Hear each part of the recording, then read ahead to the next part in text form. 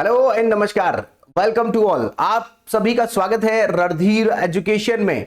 Indian economy की इस series में आज का जो हमारा लेक्चर रहेगा, इसमें हम समझेंगे चेक्स के प्रकार।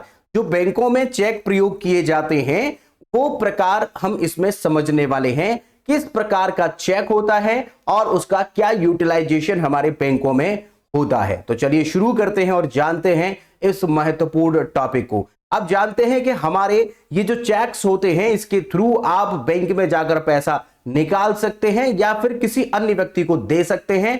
उसके अकाउंट में पैसा ट्रांसफर कर दिया जाता है या फिर उसे कैश दे दिया जाता है। इन्हीं सब प्रयोगों के लिए हम अकाउंट में इस फैसिलिटी का प्रयोग करते हैं जो कि चेक फैसिलिटी है। अब जानते हैं कि जब आपका अकाउंट खोला जाता है तो चेक फैसिलिटी के तहत आपको चेक बुक आपको प्रोवाइड करवा दी जाती है और यह चेक बुक जो आपको मिलती है इसमें 5 लीफ, किसी बैंक के द्वारा यह 10 लीफ, किसी में 50 लीफ, अलग अलग प्रकार से बैंकें देती है।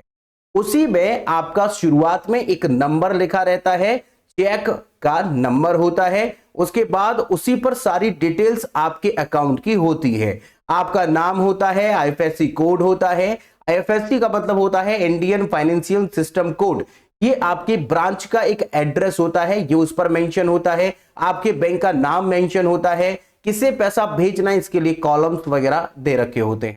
तो उसी में चेक आप जानते हैं कि यह एक लीगल होता है और यह एक एक्ट के थ्रू इसे एक इंस्ट्रूमेंट माना गया है। यह लीगल है। आप किसी को भी चेक दे सकते हैं या फिर किसी से भी चेक ले सकते हैं। आपको पैसा ट्रांसफर करने में सहूलियत रहेगी। तो उसी में हम चेक्स के प्रकार जानेंगे और सबसे पहले जानेंगे कि चेक क्या है। तो देखिएगा चेक क्या है, यहां पर एक डेफिनेशन के माध्यम से हमने लिया है कि चेक क्या होता है और चेक के प्रकार कितने हैं। तो यहां पर हमने आपके लिए मेंशन किया है कि चेक हम जो आपको पढ़ाएंगे उसमें बियरर चेक आएगा, ऑर्डर चेक आएगा, क्रॉस्ड चेक आएगा, ओपन चेक आएगा, पोस्ट डेटेड चेक जिसे हम पीडीसी कहते हैं, antedated cheque, stale cheque, travellers cheque, account payee cheque. ये सब चेक्स आप पढ़ेंगे जिसमें एक और चेक रहेगा self cheque, mutilated cheque, bankers cheque और ब्लैंक चेक। इन सब के बारे में डिटेल से जानने वाले हैं कि यह चेक किस प्रकार के होते हैं, इनसे क्या लाभ होता है। ठीक है, पहले आप जान लीजिए, इसके बाद पहले आप जान लीजिए कि चेक क्या है। चेक एक दस्तावेज है। Cheque is a document that order a bank to pay a certain sum of money from person's account to another person's or company's account in whose name the check has been issued। जिसके नाम पर check issue किया गया है वह उस नाम पर ट्रांसफर करना है, ऐसा आप बैंक को ऑर्डर देते हैं। A check is a used to make safe, secure and hassle-free payment. It is a convenient option as there is no involvement of hard cash during the transfer of process. हालांकि हम आपको बताएंगे कि एक में hard cash भी दिया जाता है, लेकिन जनरली ये चेक इस्तेमाल जो होते हैं इनमें हार्ड कैश की जब बजाय ये ट्रांसफर करने में, फंड ट्रांसफर करने में बहुत यूज होता है। तो चलिए और जानते हैं। ये होता है एक चेक। आपको यहां पर हमने चेक दिखा दिया है। ये देखिएगा यहां पर बैंक का नाम आपको देखने को मिलेगा। यहां पर आप पे जिसको करना चाहते हैं उसका नाम लिखेंगे। आपको जो चेक बुक मिलेगी उस चेक बुक पर यहां पर बियरर लिखा रहता है और ऑर्डर भी लिखा रहता है। बहुत सारी बैंकें एक ही पासबुक चेक बुक इशू करती हैं, उसमें दोनों प्रकार के चेक होते हैं, ऑर्डर चेक और बियरर चेक। बट कुछ बैंक ऐसे हैं जहां पर आप ऑर्डर चेक अलग पाते हैं और बियरर चेक अलग पाते हैं। हम जनरली हमारी बैंकें दोनों प्रकार के चेक आपको एक ही चेक में प्रोवाइड कराती हैं। यहां पर आप देखें तो किसे कितना रुपया देना है वो आप मेंशन करेंगे इन दी वर्ड्स में आपको ये पैसा लिखना है। यहां पर वही रुपया आपको अमाउंट जो है वो नंबर्स में लिखना होता है। यहां पर अकाउंट नंबर आप ही का होता है क्योंकि आपका अकाउंट से वो पैसा ट्रांसफर होगा। अगर बात करें यहां पर डेट डाली जाती है। आप आज की भी डेट डाल सकते हैं या फिर आप आने वाले भविष्य में भी डेट डाल सकते हैं, पहले की भी डेट डाल सकते हैं। ये डेट डालने से चेक का प्रकार बदल जाता है, वो हम आपको आगे समझाएंगे। यहां पर आप फाइनली इसमें साइन कर देते हैं, ये आपका यहां पर साइन हो जाता है। ठीक है, आपके इसी चेक पर सारी डिटेल्स आपके अकाउंट की रहती है, जो अकाउंट होल्डर है। आगे बात करते हैं टाइप्स में। बियरर चेक सबसे पहले समझेंगे कि बियरर चेक क्या होता है। देखिएगा, बियरर चेक क्या है, सिंपल लैंग्वेज में आप समझिएगा। जब आप किसी को चेक देते हैं तो उस चेक पर पेई के बाद एक शब्द लिखा होता है बियरर। अगर आपने वो शब्द नहीं काटा, उसकी जगह पर एक और शब्द होता है और ऑर्डर। अगर आपने ऑर्डर को काट दिया तो मतलब यह बियरर चेक है। जिस व्यक्ति को आप पैसा देना चाहते हैं उसका नाम आपने मेंशन कर दिया, लेकिन इसका फायदा या नुकसान क्या है वो आप समझिए। ऐसा चेक जो होता है, आपने उस चेक पर जो नाम लिखा है वो पैसा निकाल सकता है, उसकी जगह पर कोई और व्यक्ति भी पैसा निकाल सकता है। यह पैसा हमेशा कैश में मिलता है बैंक जाकर। आपने मानिए किसी को चेक दिया और यह चेक बियरर चेक के नाम से दिया है, ऑर्डर जो शब्द आपका लिखा था उसे आपने काट दिया। बैंक को यह आदेश मिल चुका है आपके थ्रू कि यह जो चेक है ये जो भी लेके आएगा, चाहे उसका नाम इस पर मेंशन है वो या फिर कोई और व्यक्ति लेके आए, वो ही पैसा प्राप्त कर लेगा। मतलब यह थोड़ा सा अनसेफ है, सेफ थोड़ा कम है, क्योंकि इसे कोई और भी पैसा निकाल सकता है और बैंक के पास उसका कोई रिकॉर्ड नहीं होता कि पैसा कौन लेके गया है, क्योंकि अकाउंट में जा नहीं रहा है ये, और अकाउंट में नहीं जा रहा। साथ साथ में आपने ऑर्डर भी दिया है कि यह किसी को भी दे देना, जिसके हाथ में यह चेक होगा, जो इसे प्रेजेंट करेगा, उसी को पैसा कैश में मिलता है। हालांकि हमारी कुछ बैंकें जब 2 लाख से ज्यादा का अमाउंट होता है तो फिर कस्टमर से एक बार वेरीफाई कर लेती हैं कि आपने 2 लाख का चेक किसी को दिया है, तो कस्टमर बोल देता है यस दिया है। ये वेरिफिकेशन किया जाता है, बट ये मैंडेटरी नहीं है। कुछ बैंक कर लेते हैं जिससे कि वो सेफ रहे, बाद में कोई लफड़ा ना पड़े। अगर 2 लाख से कम का अमाउंट है तो फिर जो लेके आता है उसे पैसा दे देते हैं बिना वेरिफिकेशन के।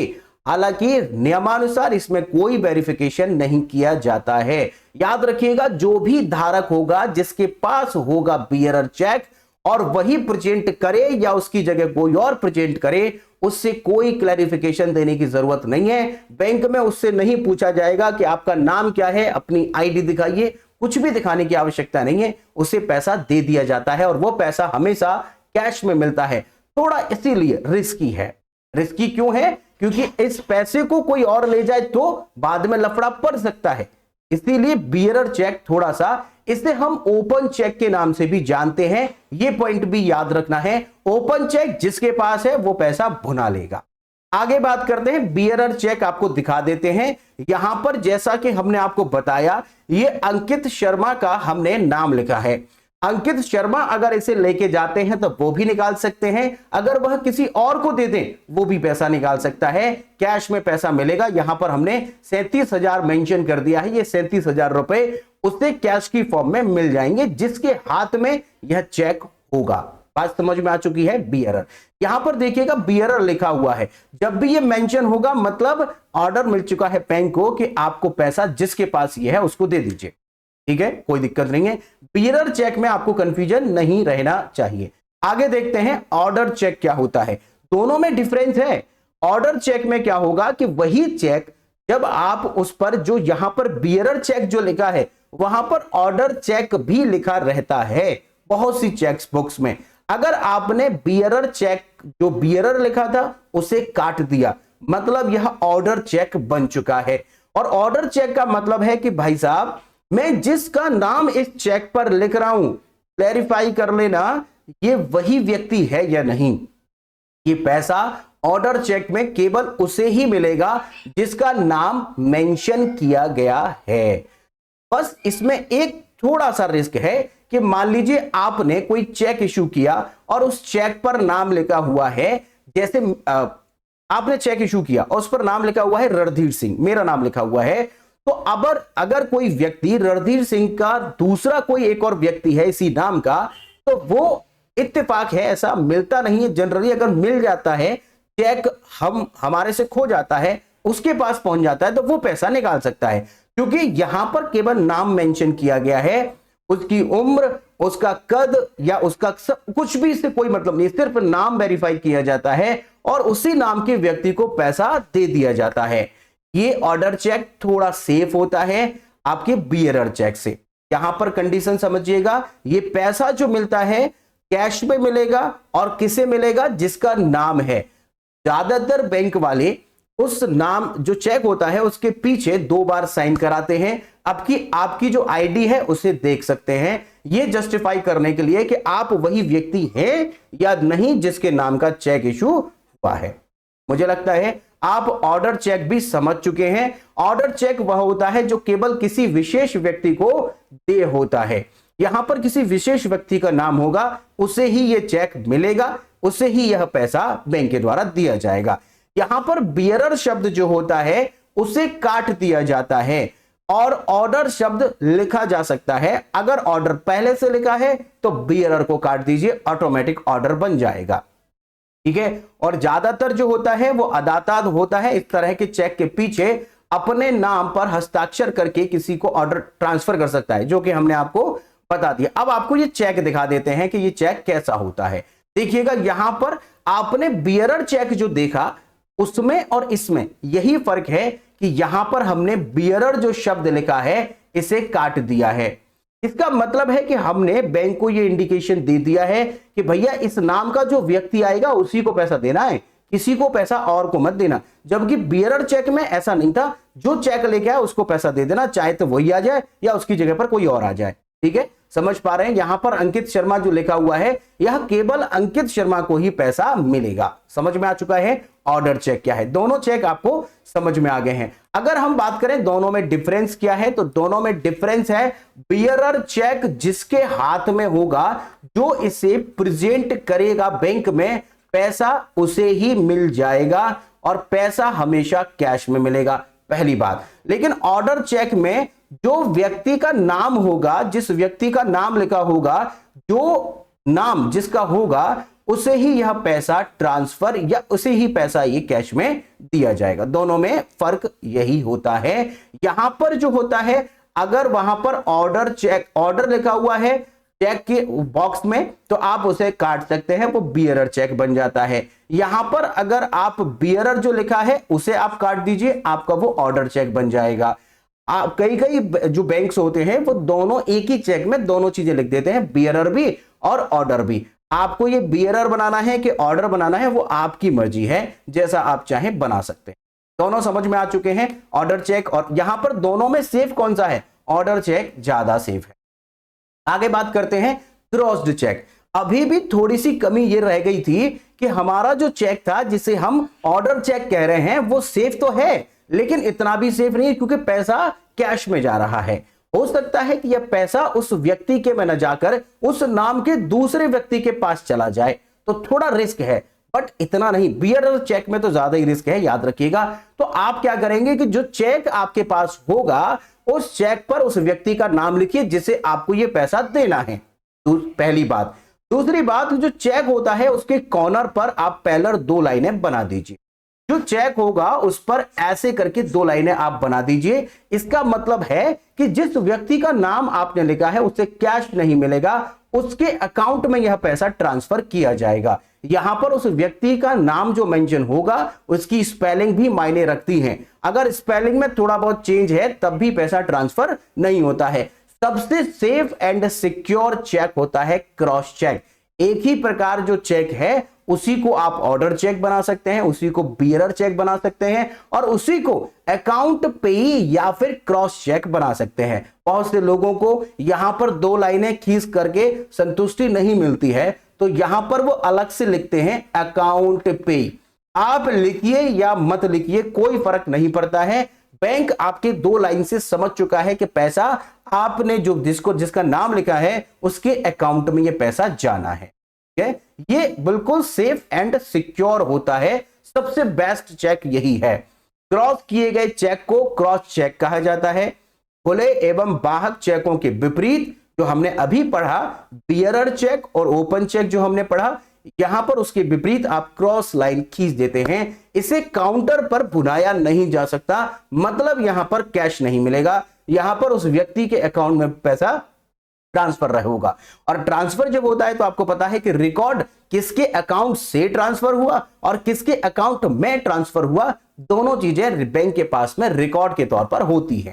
ठीक है, आप अगर कहें तो यह चेक सबसे सेफ है चोरी होने से। अगर आपका ये चेक चोरी हो जाता है, किसी के काम का नहीं है, बशर्ते उसके अकाउंट में जा सकता है जिसका सेम नाम होगा, लेकिन रिकॉर्ड तो आ जाएगा ना फिर किसके अकाउंट में क्या है। आप चाहें तो फिर उस पर क्लेम कर सकते हैं। ठीक है, बाकी ये सेफ है।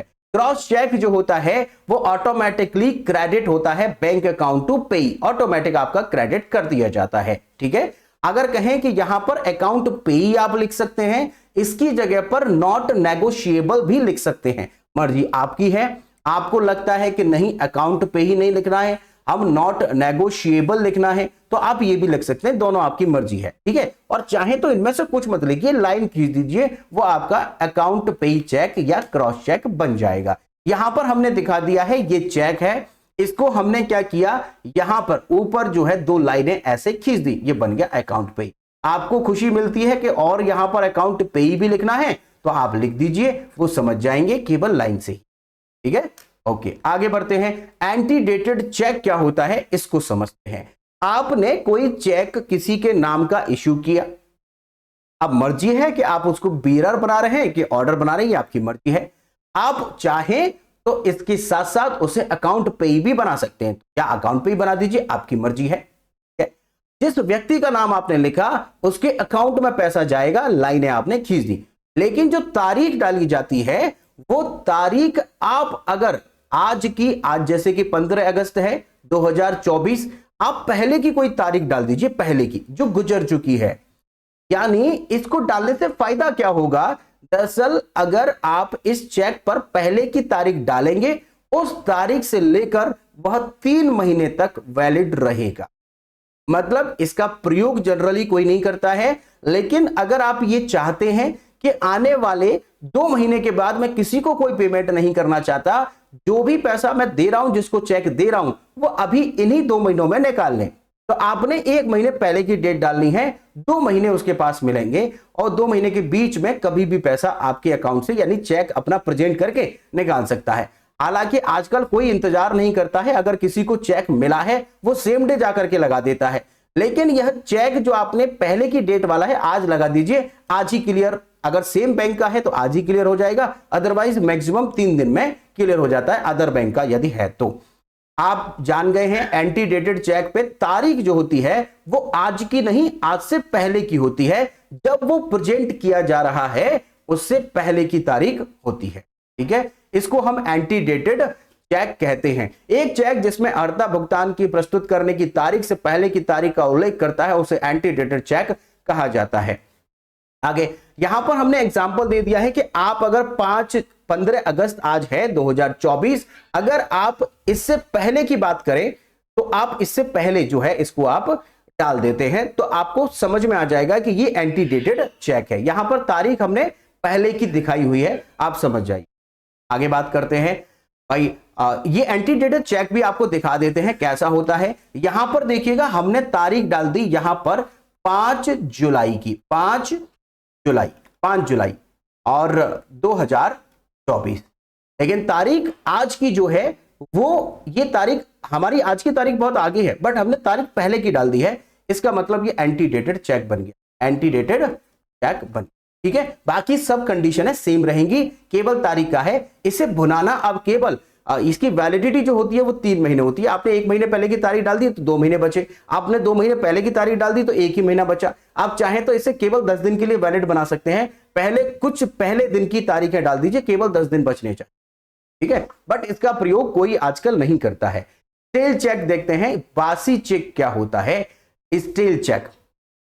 ठीक है, स्टेल चेक क्या है कि मानिए आपने कोई चेक इशू किया आज की तारीख डालकर, और उस व्यक्ति ने इस चेक को लगाया ही नहीं, जिसको पैसा जाना है उसने इस चेक को 1 महीने नहीं लगाया, उसने 2 महीने नहीं लगाया, और उसने 3 महीने भी नहीं लगाया। 3 महीने अगर उसने लगातार इसको लगाया ही नहीं तो अब उसकी वैलिडिटी समाप्त हो चुकी है। इसका मतलब अब यह चेक किसी काम का नहीं रह जाता है, इसीलिए इस चेक को बासी चेक या स्टेल चेक कहते हैं। 3 महीने के भीतर भीतर जो भी आपको चेक देता है उस पर जो तारीख लिखी है उससे 3 महीने के भीतर भीतर आपको उसे प्रेजेंट कर देना है और बैंक से पैसे ले लेने हैं या अकाउंट में ट्रांसफर करा लेने हैं।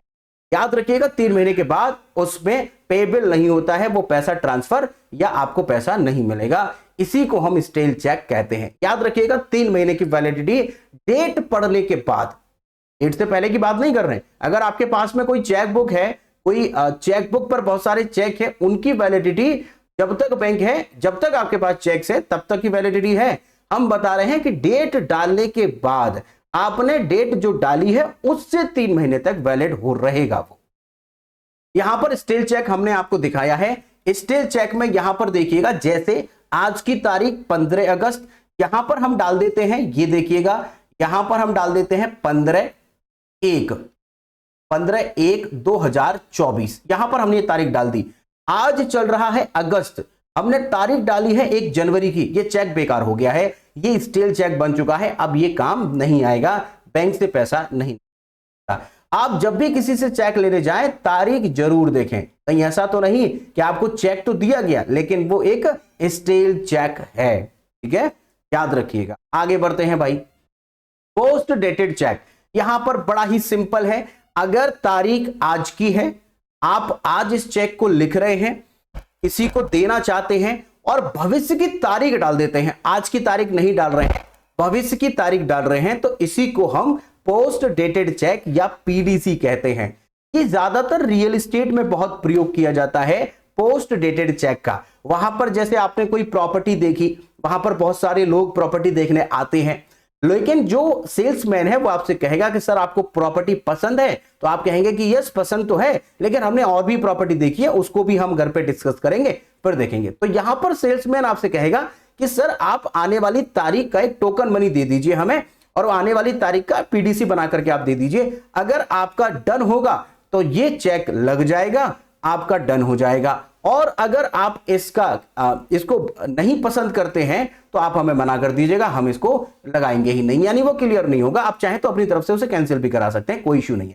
जब भी चेक आप पीडीसी देते हैं, सेम डे जिस दिन वो चेक लगता है उससे कुछ घंटे पहले तक आप उसे रद्द करा सकते हैं बैंक से। बैंक में चेक बाउंस नहीं होगा अगर आप कैंसिल करा देते हैं तो, ठीक है, बाउंस नहीं होगा। अगर आपके अकाउंट में पैसा है, आपने चेक दे दिया है, तो वो पैसा निकाल ही लेगा। अगर आप चाहें तो आप ये चाहते हैं कि उस व्यक्ति को पैसा देना ही है जिसके नाम पर चेक इशू आपने किया था, तो चेक नंबर डाल करके ऑनलाइन नेट बैंकिंग के थ्रू आप उसे कैंसिल करा सकते हैं या ब्रांच से कांटेक्ट करके भी आप उसे कैंसिल करा सकते हैं। आपका जब चेक वहां जाएगा लगने के लिए तो वो क्लियर नहीं होगा और वो बाउंस भी नहीं होगा। ठीक है, तो पोस्ट डेटेड चेक में तारीख जो होती है वो आज की नहीं होती, भविष्य की कोई तारीख होती है। जैसे हमने यहां पर तारीख ली है 15 अगस्त 2024, आपने 15 अगस्त 2024 को किसी को चेक दिया, लेकिन तारीख आपने 24 अगस्त की डाल दी, आने वाले भविष्य की तारीख डाल दी। इस तारीख को ही ये चेक क्लियर होगा या इसके बाद होगा, इससे पहले ये क्लियर किसी भी हाल में नहीं हो सकता है। इसी को हम पोस्ट डेटेड चेक कहते हैं। जो तारीख पड़ी होगी उससे लेकर 3 महीने तक उसे कभी भी क्लियर करवाया जा सकता है जिस व्यक्ति को आपने चेक दिया है उसके द्वारा। ठीक है, लेकिन उससे पहले ये किसी कीमत पर नहीं होगा। आप चाहें तो अपने पास रख सकते हैं, आप चाहें तो बैंक में ड्रॉप बॉक्स में डाल सकते हैं, ड्रॉप बॉक्स में डाल आइएगा, जब आपकी तारीख आ जाएगी तभी आपका ये क्लियर हो जाए। ठीक है, ऐसा भी नहीं है कि आपको उसी दिन जाना है या उससे पहले जाना है, आप अभी डाल दीजिए, 1 महीने बाद की तारीख उस पर जरूर है लेकिन आपका क्लियर वो तभी होगा। यहां पर आपको दिखा दें, यहां आपकी तारीख जो होगी ये भविष्य की कोई तारीख होगी। जब आप इस लेक्चर को यदि आप बाद में देख रहे हैं तो आज इमेजिन करिए कि आज की तारीख आप आज की नहीं डाल रहे हैं, भविष्य की कोई तारीख डाल दे रहे हैं। जैसे हमने यहां पर एग्जांपल जो लिया वो 24 अगस्त का लिया है, 24 अगस्त 2024 की हमने यहां पर तारीख डाल दी है। आज हमने मान लिया कि 15 अगस्त है, भविष्य की हमने तारीख यहां पर डाली है। आप जब भी देख रहे हैं आप उस दिन से भविष्य की तारीख इस पर इमेजिन करिएगा। ठीक है, ये अब जब भी क्लियर होगा तो ये क्लियर आपका 24 या 24 के बाद होगा। यहां पर 24 अगस्त हमने लिखना है, 24 अगस्त हो या उसके बाद होगा। ब्लैंक चेक, ये ब्लैंक चेक दरअसल आजकल कोई नहीं देता है, ये केवल फिल्मों में दिया जाता है ब्लैंक चेक। ब्लैंक चेक जो होता है, आप चेक पर राशि मत लिखिए, आप चेक पर केवल साइन करके दे दीजिए किसी को। उसका नाम मत लिखिए, राशि मत लिखिए, उससे कह दीजिए जाओ अपना जितनी राशि आपको लगती हो इसमें भर लेना और निकाल लेना। ये केवल फिल्मों में होता है, जनरली ब्लैंक चेक कोई नहीं देता है। ब्लैंक चेक का मतलब है कि आपने साइन करके दे दिया है, अब वो जितने डाल देगा उतना पैसा निकाल लेगा। लेकिन ये इनसिक्योर है, आपको ऐसा नहीं करना होता है।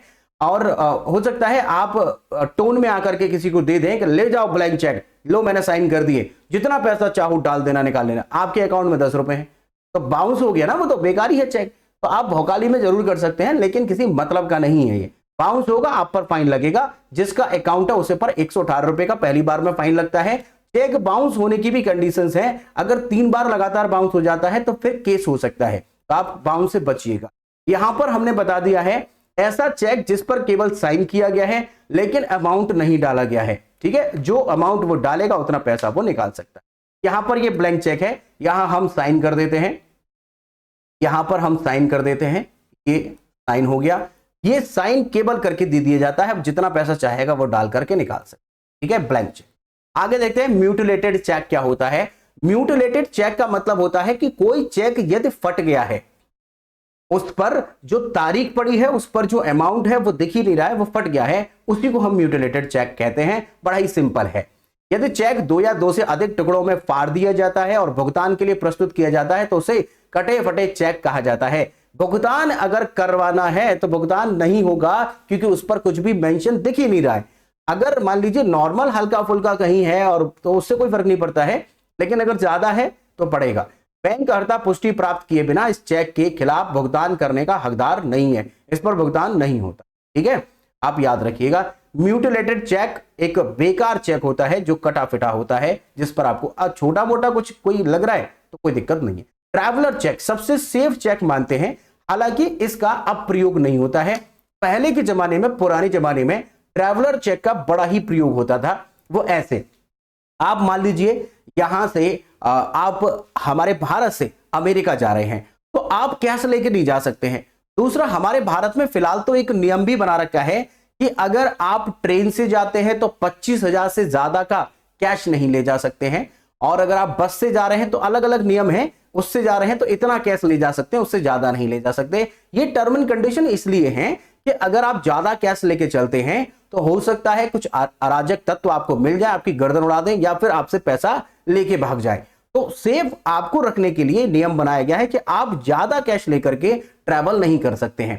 तो यहां पर क्या एक फैसिलिटी मिलती है कि आप वही पैसा जो आपको ट्रैवल में लेके जाना है, आप उस पैसे को बैंक में जमा करिए, बैंक में दे दीजिए कि सर इसका एक चेक बना दीजिए। वो चेक बना करके दे देगा, ये ट्रैवलर चेक के नाम से होगा। इस चेक को आप रख के ले जाइए, सेफ है, सिक्योर है, कोई इशू नहीं है। और जब आप अमेरिका में जाएंगे वहां पर जाकर के किसी भी बैंक में आप इसे क्लियर करवा सकते हैं, कैश वहां पर प्राप्त आपको हो जाएगा। अगर आप वहां प्राप्त नहीं करते, वापस आ जाते हैं, फिर भी आपका इसकी वैलिडिटी 3 महीने नहीं, इसकी वैलिडिटी अनलिमिटेड टाइम तक होती है। जब भी आपका मन हो तब आप इसे क्लियर करवा सकते हैं, कैश प्राप्त कर सकते हैं, कोई इशू इसमें नहीं होता, ठीक है। ट्रैवलर चेक, सेफ चेक जो होता है आपके ट्रैवल में काम आता है, लेकिन अब क्योंकि यूपीआई, नेट बैंकिंग ये सब चीजें चल गई हैं, इसलिए अब इसका प्रयोग नहीं होता है। पहले के जमाने में इसका प्रयोग होता था, ठीक है। याद रखिएगा, विशेषकर विदेशों में भुगतान करने के लिए किया जाता था। आगे बात करते हैं, ट्रैवलर चेक हमें मिला यहां पर ट्रैवलर चेक, तो हमने आपको दिखा दिया है इस प्रकार का ट्रैवलर चेक। सेल्फ चेक देखिएगा, सेल्फ चेक क्या है।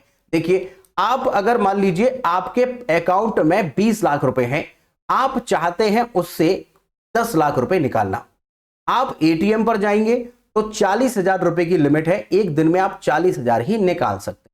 कैश आपको चाहिए, 40,000 निकाल पाएंगे केवल, पैसा आपका, लेकिन आप ही उस पैसे को निकाल नहीं पा रहे हैं क्योंकि एटीएम में तो 40,000 की लिमिट है। इस कंडीशन में आप बैंक से जाकर एक चेक बना करके लेके जाइए। इस चेक पर लिखिएगा सेल्फ, यानी जो भी सेल्फ आप लिख रहे हैं, जितना अमाउंट आपको निकालना है, जितना अमाउंट आपके अकाउंट में है उससे कम या उतना अकाउंट से निकालना है, तो आप इसे प्रेजेंट करिएगा, आपको कैश में पैसा मिल जाएगा। उस पर आपको लिखना होता है सेल्फ, सेल्फ लिखेंगे आपको पैसा मिल जाएगा, ठीक है। सेल्फ जनरली कैश निकालने के लिए प्रयोग किया जाता है। दूसरा, सेल्फ का प्रयोग जो होता है वो अकाउंट में अपने दूसरे किसी अकाउंट में ट्रांसफर कराने के लिए भी होता है। आप पीएनबी के कस्टमर हैं, आप अगर एचडीएफसी में पैसा ट्रांसफर करना चाहते हैं तो उस केस में भी ऐसा कर लिया जाता है, लेकिन ज्यादातर यह अपने पैसे को निकालने के लिए प्रयोग होता है। जितना पैसा आपके में है उतना पैसा तक आप निकाल सकते हैं, ठीक है।